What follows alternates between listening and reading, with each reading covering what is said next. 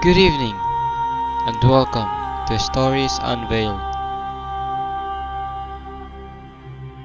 Tonight, we will be talking about the first batch. The war for Earth's resources has begun.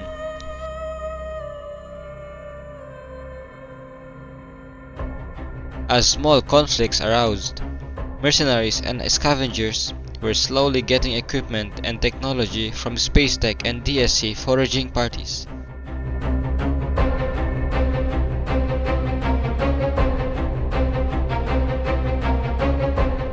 The battle for territories was becoming serious, and other corporations would threaten the hold of the other. With how effective the exosuits were in combat, it is no secret that the future of warfare would include walking war robots.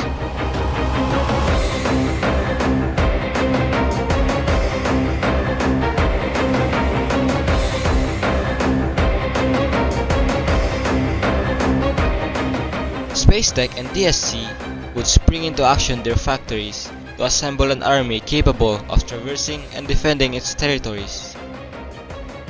Spacetech would go on to build and mass produce the first ever light war robot nicknamed the Cossack.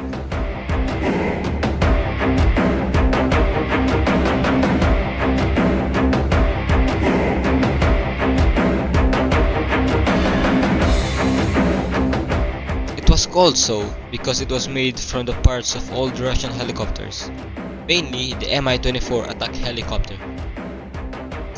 With very little armor, it was very fast and was equipped with jump units allowing it to jump and be even more maneuverable.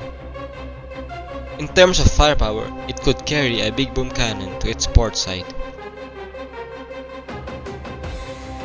At max level, the durability could go up to 99,000 and its speed would go up to 61 km per hour.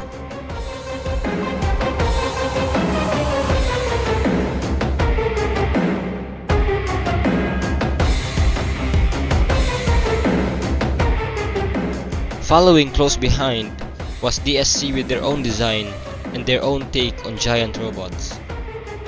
DSC engineers would then introduce the Destroyer.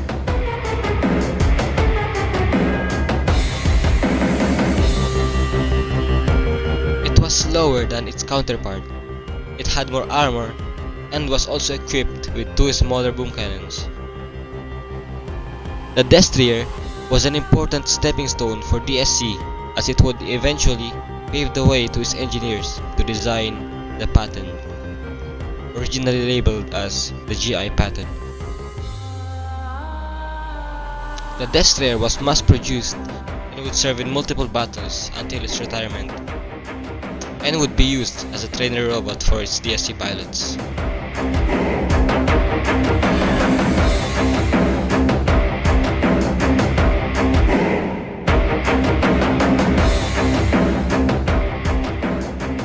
Mark 1 Level 1, the Destroyer would have 44,000 hit points and 42 km per hour of speed. At max level, it would have 110,000 hit points and would move at a speed of 52 km per hour.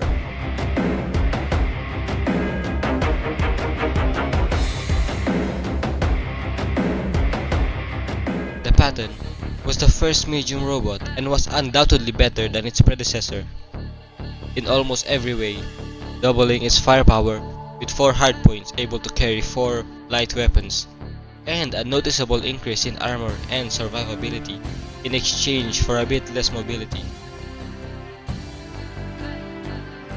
In the game, it carried 71,000 hit points and 30 km per hour of speed. Mark 3, it could carry a staggering 209,000 hit points and would move at a speed of 43 km per hour.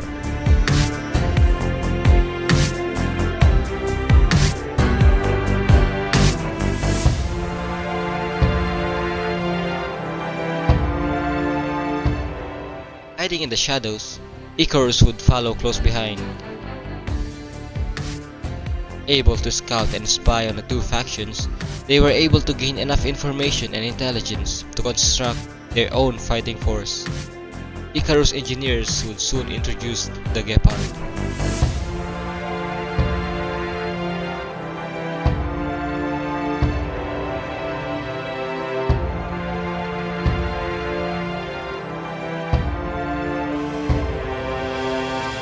was fast, very fast. It had more firepower and armor than the Destroyer and the Cossack. In its time, it was an armored juggernaut, feared by everything it faces in the battlefield. A Gepard would carry 3 light weapons. At stock, the Gepard would have 49,000 hit points and would move at 50 kilometers per hour. With all modifications, however, the hit points would go up to 144,000.